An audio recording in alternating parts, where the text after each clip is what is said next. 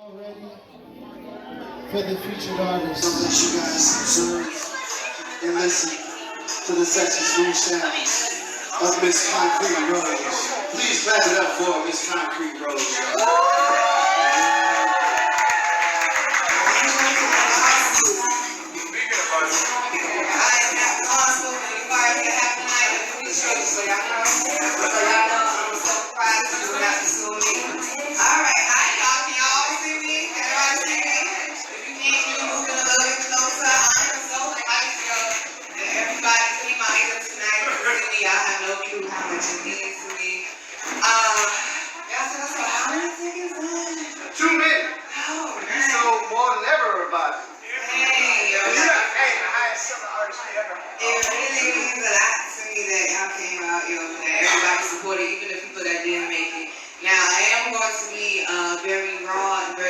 Tonight, so I hope y'all are prepared for that.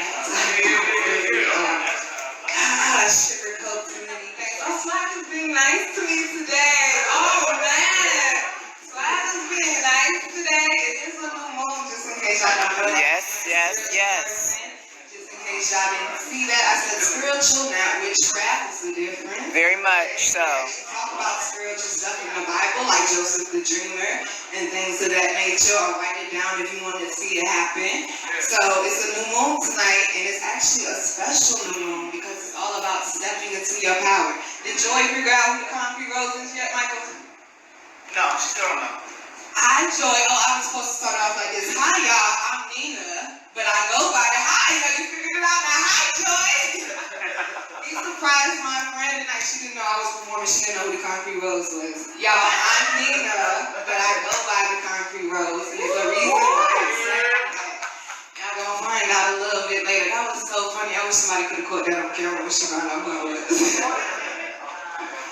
But this new moon tonight, y'all, is like really, really special because it's the luckiest new moon of the entire year. And it's Virgo season, so shout out to all my Virgos in y'all. Hey, boo, mine's in 2 weeks. Any Virgos? Oh, y'all ain't gotta hate like that, though. Hi, boo. When's your birthday? Well, happy birthday. Happy birthday. Oh, yours is 3 days before mine. Happy birthday, boo. All right, y'all ain't gotta hate like that. Michael Jackson, Beyonce, Cat Williams, Dave Chappelle, don't make me do it now, okay? Don't make me do it now. All right, yes, thank you. Loosen up, because I got anxiety, okay? So I am going to be reading off of my cards because I did have a brain injury when I was 11. Yes, it's a real thing. People think it's because I smoke weed. I do smoke a little bit more than a lot of weed. I'm not going to lie, but it's not because of the weed. The weed actually makes me smarter. Thank you. But I am going to be reading off of my cards tonight. So the first thing I would like to do, I hope I don't offend nobody. If I do, just rock with me. But I would like to do some supplication before I start tonight, and I've never done that before. For those who don't know, y'all claim y'all Christians. Supplication is giving thanks in prayer to God for what you have in your life and the blessings that you have. Just in case y'all didn't know what supplication was. Was that too big of a word? Okay. The Creek told me I was going to learn Libations by the end of the night. I was like, Creek, ain't nobody going to know how to say Libations, my G. They going to learn by the end of the night. You just going to go by the end of the night. I was like, okay, we're going to let it rock. So, okay, I don't have to bow your head or anything, but... Dear God, we thank you for tonight that everybody made it here safely. We thank you for all the amazing talent. We thank you for Audible Asylum. We thank you for Epic Bistro for providing this space and this energy tonight. We pray that everyone gets home safely and that they don't judge me. Salah. That's how I say amen. I'm a different kind of character if you haven't figured it out. I know y'all see me walking around the room, and this is not a seance, just so y'all know. Okay, I said spiritual, not witchcraft. This is not a seance. I do believe in God, people. I know a lot of people don't think that. I do believe in God. So, the other thing I would like to do is say a special thank you to everybody. Y'all a little spread out from Audible Asylum, though. Thank you. I appreciate y'all. And I also appreciate Epic Bistro as well for having me here. And I appreciate everybody who bought them tickets, because, like, seriously, it was like, you hit 30-something. I was like, what the? I didn't know people like me that much. Yeah. I didn't know. I did not know people like me that much, yo. Because something else y'all gonna find out about me a little later on is I am suffering from depression, anxiety, and I have been suicidal, including this year I tried to take my life. Yeah, we're gonna get real close and personal. We love you. Yeah, I love y'all too. Y'all gonna get all in my business. Some stuff my mama might not even know. Oh, Lord. God, say a prayer for me. All right, and also, I would actually like to dedicate this performance to my mommy because, Mama, you don't rock with me through a lot of stuff. I'm crying too. You don't rock with me through a lot of stuff. I'm talking about court cases, bummy ex-boyfriends, almost killing myself who knows how many times, all these doctor visits. Like, Mama, you was a real one. I appreciate you. And I don't know if anybody know who Yo Gotti is. Y'all remember Yo Gotti did that song with J. Cole? And he was talking Cold World. He was talking about his mama. He was like, that created the hunger, and that made the monster. Got the game for my mama. That's some ill shit. That's my mama. Yeah. Right there, my mama hustle a lot. She's sick or not, mama going to work. So y'all, we're gonna go ahead and get into this. I don't want to hold y'all too long, but it's a few things I wrote down just so y'all could expect tonight, just in case you don't know me like that. I am very explicit, okay? So please understand there will be a lot of F-bombs tonight. I am raw in your face. I'm very blunt. I do have anxiety. I'm a spiritual person. Once again, I'm going to say it one more time for the people in the back. Spiritual, not witchcraft. We're going to learn something tonight, okay? And I love food. I don't know why I wrote that down. I guess I was smoking a blunt when I wrote this. I mean, I love food. So if y'all didn't try any of the great wings, make sure that y'all get some of the wings and tip the people in the back, please. And also, I told y'all this already. I got short-term memory. See how quick I forgot? See? So next, we're going to go into the first point of the night. And I actually wrote a quote down from somebody to introduce this. He said, "We wouldn't ask why a rose that grew from concrete for having damaged petals. In turn, we will all celebrate its tenacity. We will all love its will to reach the sun. We are the rose petals. This is the concrete. And these are my damaged petals. Don't ask me why, my nigga. Thank God and ask me how." And the person who said that quote is Tupac Amaru Shakur. Tupac, for those who don't know. All right, so the first point of tonight is the concrete rose. So y'all can kind of understand how I got my name. And y'all gonna understand in a minute why I'm sitting. It's my show. They told me I could do what I want. So I'm gonna sit down a little bit and then I'm gonna stand up for a few of them, okay? Yeah. All right, here we go. I'm a product of my past, but not a victim to my pain. I am a student to my mistakes, but no circumstance can blow out my flame.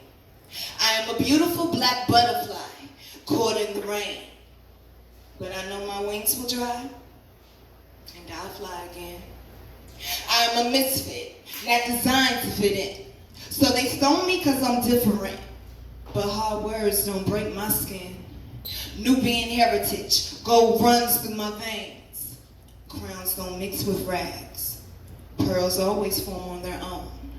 I'm a loner, building my mastermind plan for my throne. No obstacle could stop me. Motivation from those who doubt me.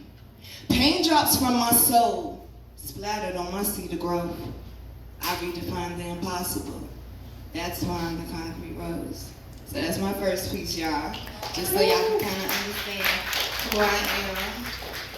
It's not easy for a rose to bust through concrete. And I told Creek, I said, roses have thorns for a reason. Okay? They're beautiful, but we got thorns for a reason.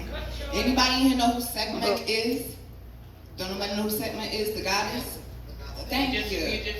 Yes, the Egyptian goddess. Don't nobody know Sekhmet? Well, Charlie, I guess you're going on the inside of this. I'm Sekhmet. I got both sides of her. Yeah, I got both sides of her. They completely lost. This is hilarious.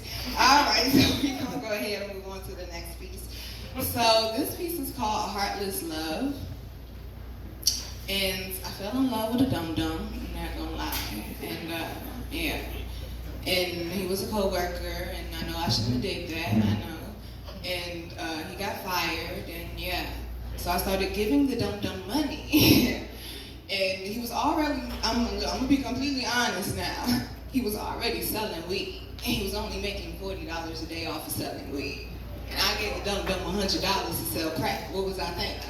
You can't even sell weed, you definitely can't sell crack. I'm just saying. So I let him drag me for a little bit, and it ended with this poem called Heartless Love, because I realized you can't possibly love me if you don't love yourself.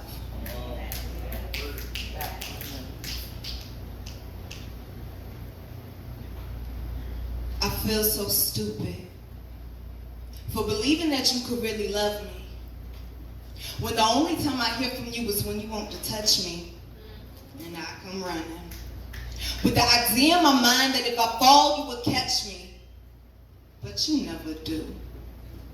As I sit here on this curb with scrapes and bruises and a handful of tears, I tried to let you in, but you just play with me like you want my company, but you really just wanted to give me temporary sexual pleasure to comfort me.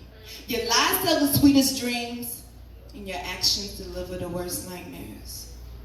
I feel like a fool for thinking that you even cared, because when I need you, you're never there.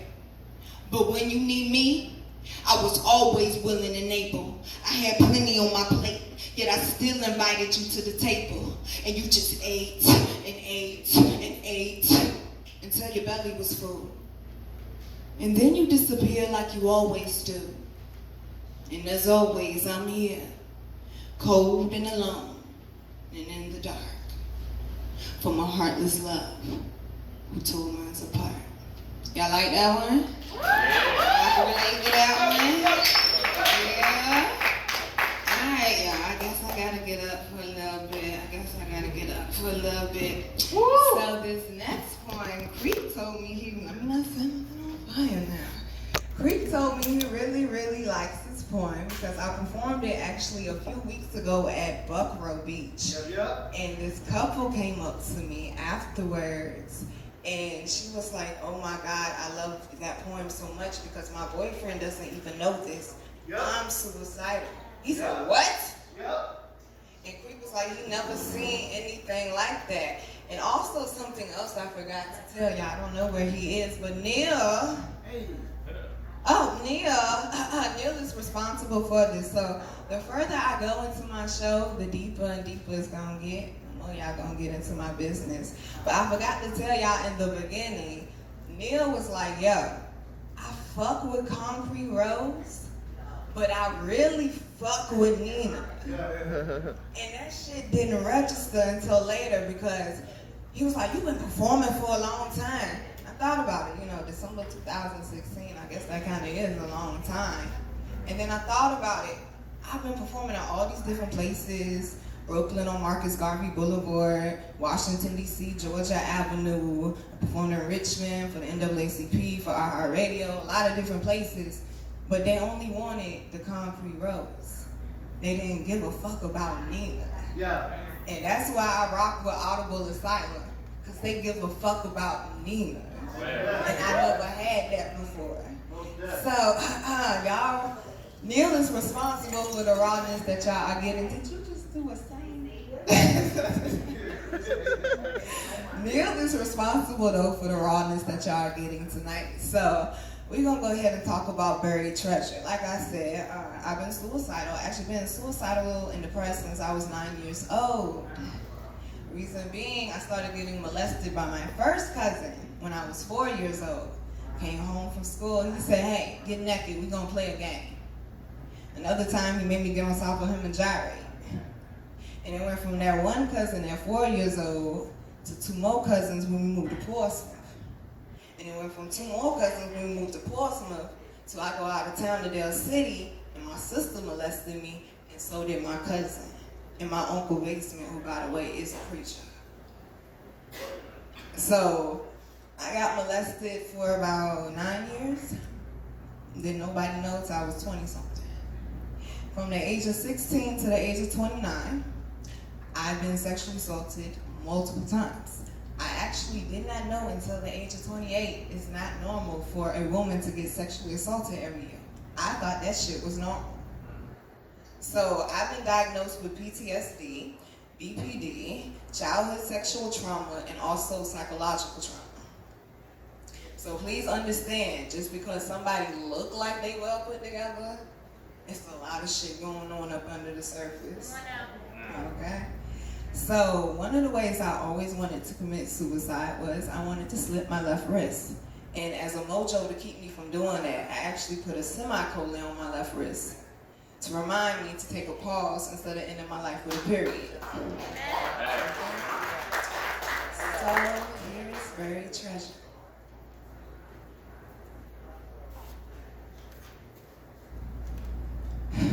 Today I don't want to get out of this bed because I'd rather hide from my depression instead. I'd rather cry all night and sleep all day than try to find another way. I'd rather give up and not even think about trying again. But there's a piece of me fixated on. You gotta win. But I've been running this race for 26 years and I don't have any more wind. But I come too far. I can't see the start line. And the finish line is feeling just like imagery in my mind. Life keeps giving me all these chances, yet I get defeated every time. Fell down 8, got back up 9. Put a semicolon where I once wanted to put a knife, and told my higher power I won't take my life, cause I can feel something great growing inside of me. But if I end it now, no one will see but me. It took me a little minute, but I had to build my mental back up. Started kicking people out my garden that would stunt my growth. Then I realized the problem. I let society tell me I wasn't nothing but dirt and rocks when I was really buried gold. Y'all like that one? Y'all like that one? So please, y'all, please understand, especially in the black community, we do not talk about mental health enough. And I actually told my mama, we got to actually slow down enough and stop being judgmental enough to understand the difference between drama and trauma. Is the difference, y'all, okay? That person that you know that might not bathe or always got a messy room or is always out of contact, it might be trauma and that's drama. They always popping off, seem like they can't get along with somebody, it might be trauma, okay? So speaking of popping off, this next poem I found out, and it's brand new, I've only been spinning it for 2 months, and a lot of people really like this poem. It's called Angry Black Woman. So somebody pissed me off, and I decided to write a poem instead of pull up on them. Because I heard in the streets, that's what I'm known for. I'm known for pulling up on, I don't be pulling up on no damn body. I be in the house, okay? I'm also known for, from what I heard in these streets, for having a temper. Like I said, it might be trauma. So we got Angry Black Woman, and I dedicate this poem to every beautiful black goddess in this room tonight.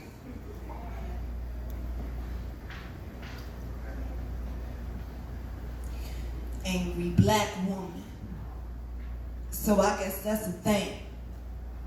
A stereotypical bullshit ass label. So you could categorize me, diagnose me, and try to extinguish my existence. Did you ever think that maybe I'm that angry? Maybe you just don't listen? Cause as soon as a sister gets a backbone, they say that I'm bitching. But it save our daughter as soon as one of us go missing. Angry black woman, huh? That's all that you got?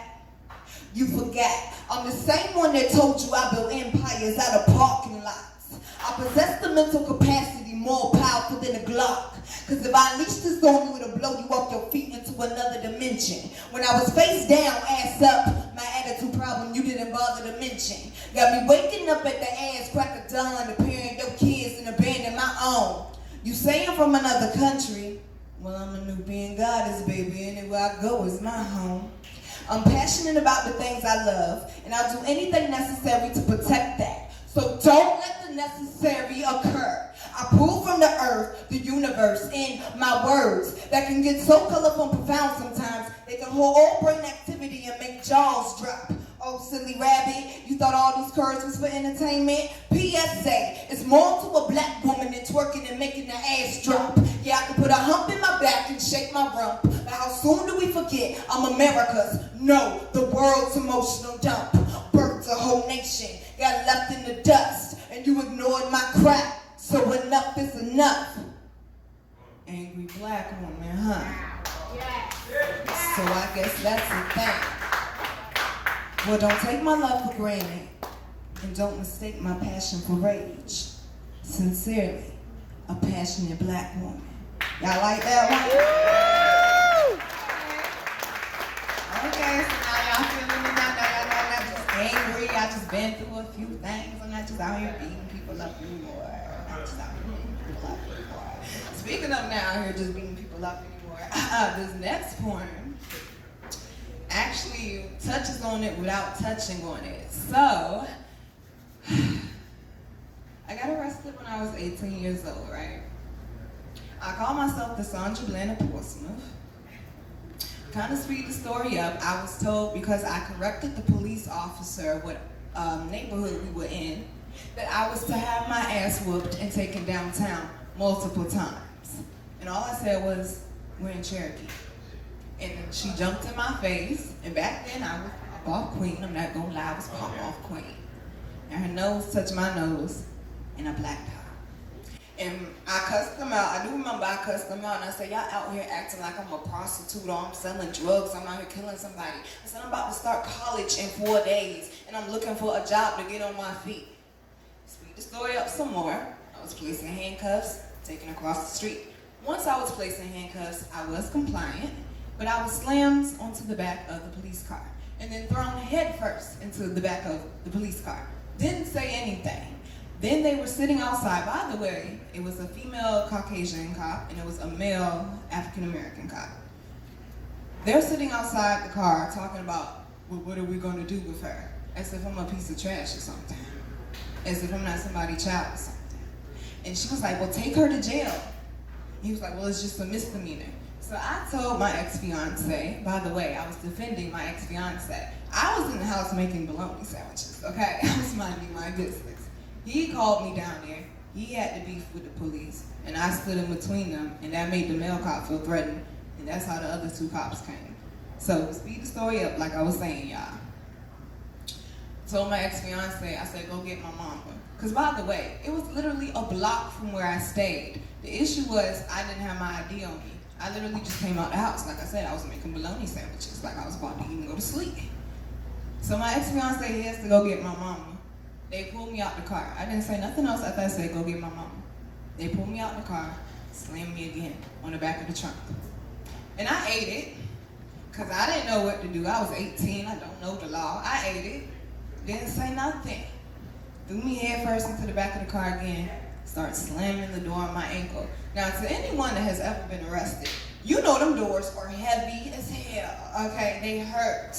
My ankle is still messed up to this day. Now, I have a 3-time policy. When I tell you the 3rd time, yo, you slamming the door on my ankle, that's when I react. And when I told him the 3rd time, I kicked the door open, I kicked her over onto the ground, I got out here, put him over onto the ground, put myself into the back of the car. Like a lady, of course. And then the male cop got up and he started laughing. He said, yo, we're on a whole different level now. I didn't know. I had just caught 2 felonies at 18 years old, about to start college, about to get a job. Whole future shot. Graduate from college, I'm thinking, oh man, I graduated from college, man, fuck them charges. I'm about to be out here balling, I'm about to get a car, I'm about to be balling. Filling out job applications, 14 hours a day in front of a computer. No. T-Mobile sent me no in the middle of me. I didn't even finish filling out the application. I was about to start the assessment. T-Mobile said, oh, we went with somebody else. I put out an application for McDonald's. They said, you're overqualified because you have a culinary background. So please understand, if you know somebody that has a criminal background and you see them trying, get up off their back just a little bit, okay? Because 10 years is a long time not to be able to get into a university like a regular person, not to be able to rent an apartment. I can't rent an apartment. Do you think about that? You could easily go out and rent an apartment. I can't rent an apartment. It's certain restrictions that come with when you assault a police officer. And financial restrictions is one of them. And that's how we get to this poem called, my first time performing this. Sorry, mama. It's called Fucked. Okay, cool. She's good with it already. Let's see if y'all can relate to this too. Y'all be honest. Fuck! I'm on so many different levels of fucked right now, I can't even fucking count. I went from my highest higher Kelly Green pastures to my lowest low of dirt poor broke. I went from fucking living life to any of this shit matters. I went from feeling royal to broken and battered, broken in pieces and broken like random debris of matter. Just trying to unstitch my eyes so I can see. Had to get this weight off my lungs so I could breathe. Living check to check, barely got enough to eat. I'm a pothead, but these bills is higher than me. And this rent is due at the end of the week. Fuck! I'm on so many different levels of fuck right now, I can't even fucking count. Y'all like that one? Guess what? I fucked that one up. Thank you, I appreciate y'all for rocking with me. I'm not gonna hold y'all too much longer, so I got 3 more for y'all. I'm gonna stand up for this one. So I don't get too comfortable, I don't fuck up again. This one is the piece that came after Heartless Love.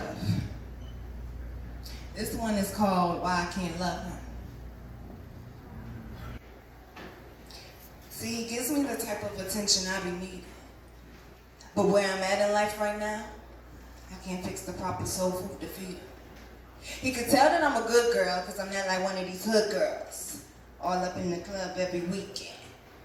I'm not trying to empty his pockets and take him for what he got. Nah, I'm the type to build empires, started in the parking lot. But as I built these empires with men who claim to be king, the lies the mouth told weighed heavy on my heart as it began breaking. That's why I can't love him the way that he needs me to.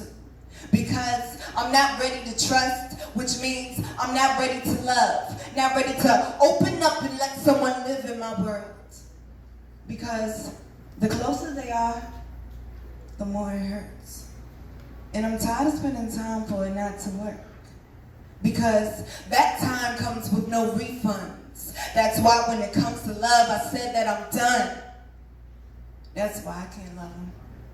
Because I don't want to hurt him the way they hurt me. Can y'all relate to that one? Y'all can? Yeah. All right, y'all. I got 2 more pieces left, and these are brand new pieces. And this next piece is actually not about me. And I'm praying I can get through it without crying. I told my mom I gotta be a G. I can't cry tonight. I can't cry tonight. But this next poem is actually about a 14-year-old girl that I used to mentor. And I met her through her father because he saw me, in college and hustling with a job, with a business, and I'm not out here. I'm really not a hoe. I meant that. That wasn't just a lyric in a poem. I'm really not a hoe. And he was like, I like the way you carry yourself. Can you mentor my daughter? I said, all right, twin, I got you. Of course I can. So she started coming over every day, every week. I became a big sister to her. Now, I had a mentor at the time. I'm like 23, 24. Shouldn't have been mentoring nobody, all honesty. Because at the time I started mentoring her was when I started going into my deep depression. So me and her kind of fell off from each other, but she depended on me for everything. And I was like legit her big sister. I was all she had. She had 3 little brothers. Her mama was not shit. She actually told me a story. Remember, we being intimate, so this is between us, right? Right. She actually told me a story. 13 years old, she got to take care of her 3 little brothers for a whole week straight. Mama was in the house. Mama was in the bedroom with another man doing drugs and having sex and locked them out for a week. So daddy came and got him. And he didn't want his daughter to be like that. So this is how we get the poem called Diamond in the Rough.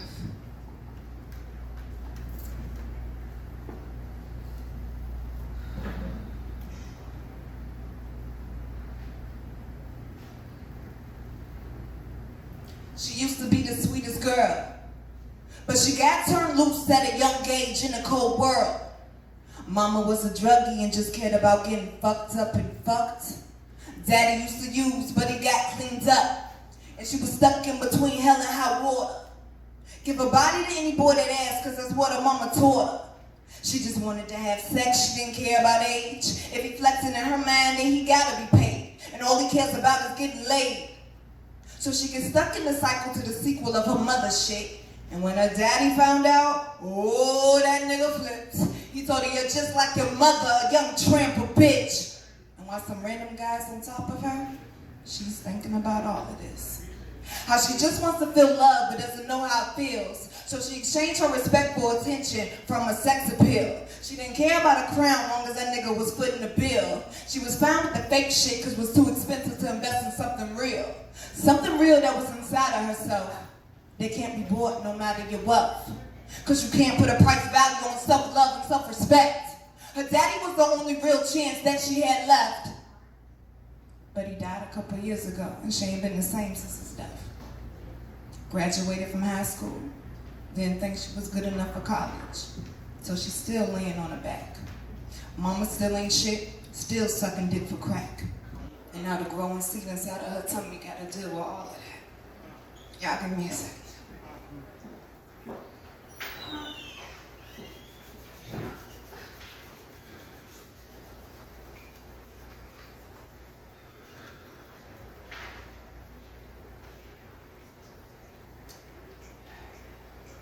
Thank you, I appreciate it.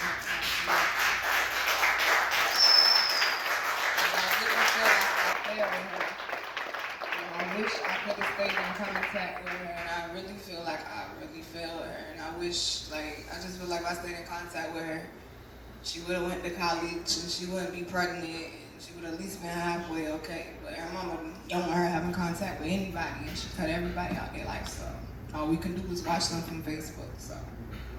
That is a real story. Alright, so this last one, I kept fucking up when I was rehearsing it, right? And my grandma was like, you gonna do good, you gonna do good. I was like, Grandma, I don't know. I've been waiting 3 years to spit this shit. And I actually practiced it so I could spit it for Audible Asylum. And then I was like, hey, come do the showcase. And I'm like, this is the perfect poem for me to close out with. So, damn man, okay, thank you. So, I have this homegirl, right? And she married this Nigerian. And he's a nurse. And he's learning the American culture, how African Americans are and stuff. I learned what fufu is, for anybody who know what fufu is. Oh, okay, I don't like that shit, I'm sorry. That shit's nasty. It's no flavor. The only good thing is the gravy part. I'm sorry. I'm sorry, but shout out to all the Nigerians though. But we was having this deep ass conversation. It was Thanksgiving, right? At the Thanksgiving table. And I'm hyped because I'm like, oh, I'm at the adult table for Thanksgiving. I always wanted to be at the adult table for Thanksgiving. We having a real good conversation. And we started talking about the police brutality and stuff. I have no clue who it was that got killed in 2017, but that's what we were talking about, the latest face at the time. And he asked a serious question. He was like, I feel so bad for African Americans. I feel so bad for y'all because you're not protected. The same people who are supposed to protect you aren't protecting you. He was like, who calls 911? He said, seriously, who calls 911? And I looked right at him and said, nobody. So this is the point, call 911. And what is it, Creek? Inshallah? Yep. Inshallah, I get through it. Yeah, inshallah. Alhamdulillah, mashallah.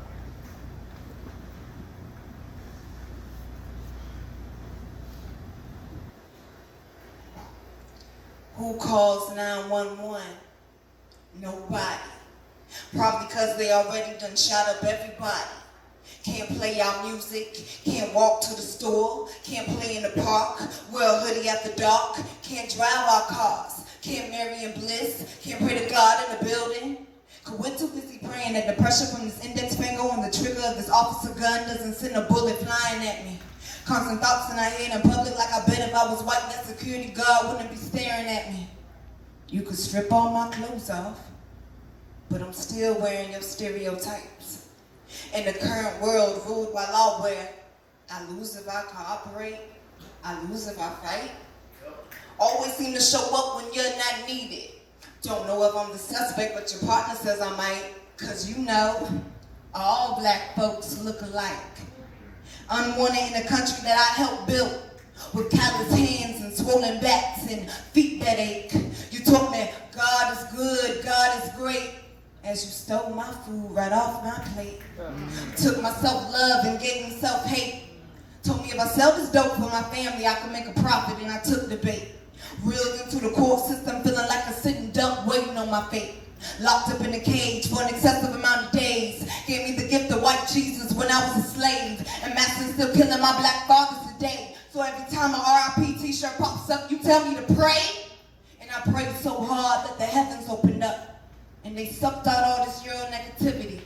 Put that cotton back in that ground, took those whips off my back, reversed that slave ship back across the water, and gave me my respect and dignity back. Put me back on the throne where I belong. But then reality hits me like a broken heart listening to love songs. Love songs I used to sing about the pride and the richness of the skin and how proud I am of this black fist. The same black fist that goes up for every march of injustice. And as the last flame blows out at this candlelight vision, I make one wish. That they put the guns down and stop killing our men, stop raping our women and brainwashing our kids. No snitching, cause we never were friends with the feds. The same feds that snatch us out our communities and put us in cages with cot beds. So you think I want your ingenuine half-weights in the hand? Who calls 911? Nobody. Probably cause they already done shot up everybody. Thank you, y'all. I am the Koncrete Rose. I appreciate y'all for rocking with me tonight.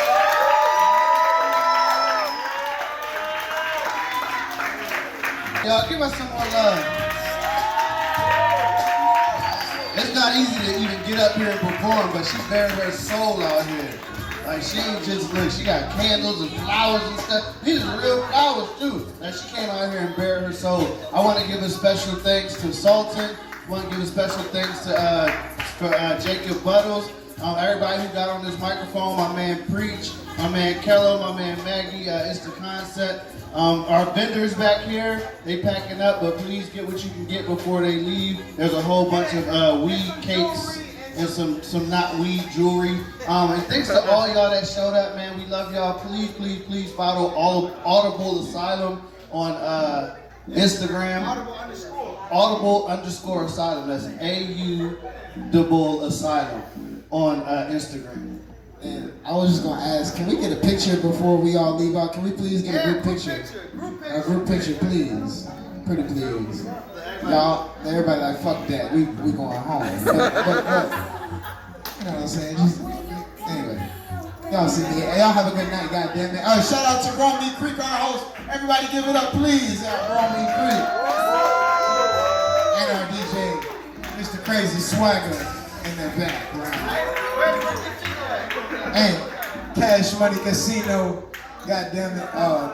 People not gonna clap, but it's okay. And Charlie Hadaroni. That's what I meant. It won't no shame.